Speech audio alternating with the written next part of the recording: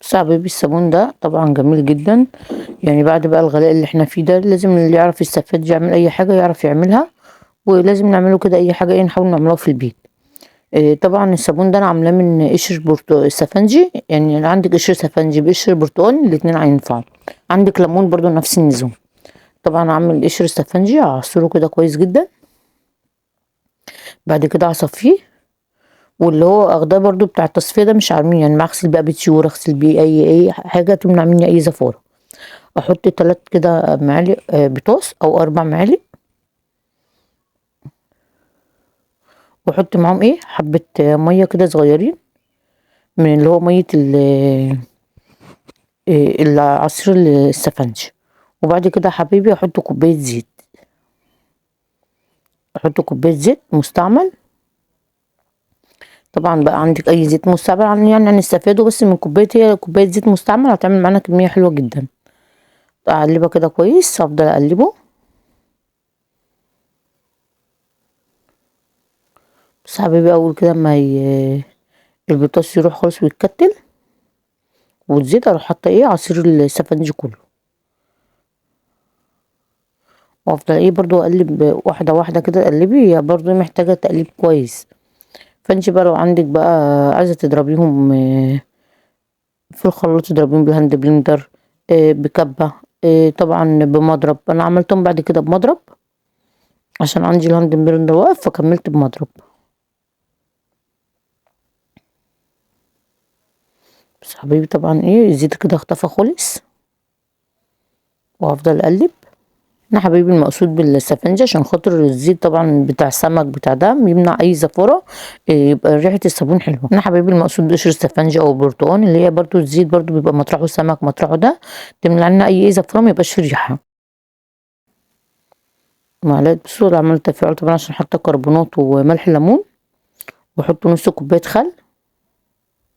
وافضلي برضو قلبي. يعني من شوية قشر سفنجة او قشر برتقان. ده طبعا الصابون اللي هو الخام. لو انت طبعا عندك صابون سائل حطي كوباية او كوباية ونص، على حسب طبعا الكمية. يعني انا ده عملت معايا كمية كبيرة، هتعمل معاكي اكتر من 10 كيلو. طبعا افضل اقلبه. ده اللي هو الصابون الخام اللي احنا بنجيبوه، بيعمل معانا كمية. طبعا كل ما اروح اجيبه الاقيه بسعر مختلف يعني. فبفضل كده حبة، قلت اعمل بيهم انا صابون.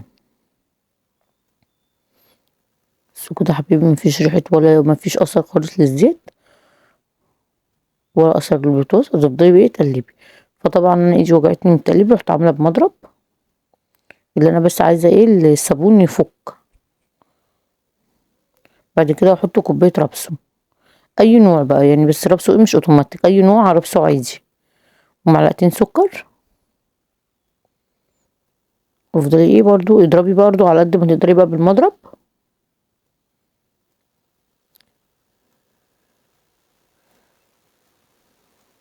طبعا هو اللون هنا محير، احنا برضو عن عن ثبته اللون. انا كملت ميه. طبعا كده انا حاطه بتاع اكتر من 3 لتر ميه على عصير سفنج القشر، يعني مش ده. هسيبه كده بقى، سيبيه بقى لمده ساعتين كده ولا حاجه. طبعا لو عايزه برضو تسيبيه بقى، يعني كل ما هتسيبيه هيتقل معاكي. بصي يا حبيبي، ده طبعا بعد ما صفيت القشر، الحاجات دي بقى اغسل بيها الطيور، تمنع بقى اي زفاره يعني. يعني كل حاجه كده اللي تقدري تستفادي منه استفادي منه. في ظل الغلاء اللي احنا فيه نقدر نستفاد من اللي احنا عايزينه. بصي يا حبيبي كده انا سبته شويه قبل ما عملت شويه حاجات، فتقل معايا.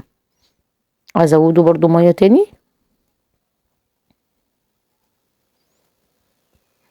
ينجو كل ما تقعدي هيتقل.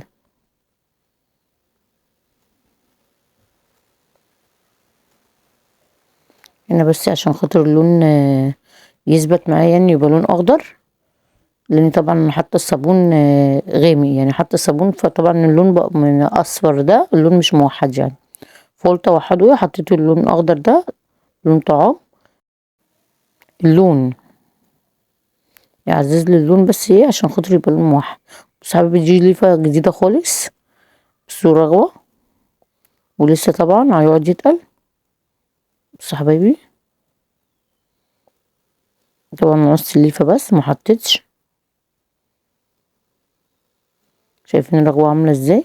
طبعا من لتر قشر سفنجي عمل معايا طبعا كمية حلوة، وعايز يخف تاني، يعني احنا عايزين نحط له ايه مية تاني. حطيت له برضو. بصوا يا حبايبي كمية طبعا كبيرة جدا.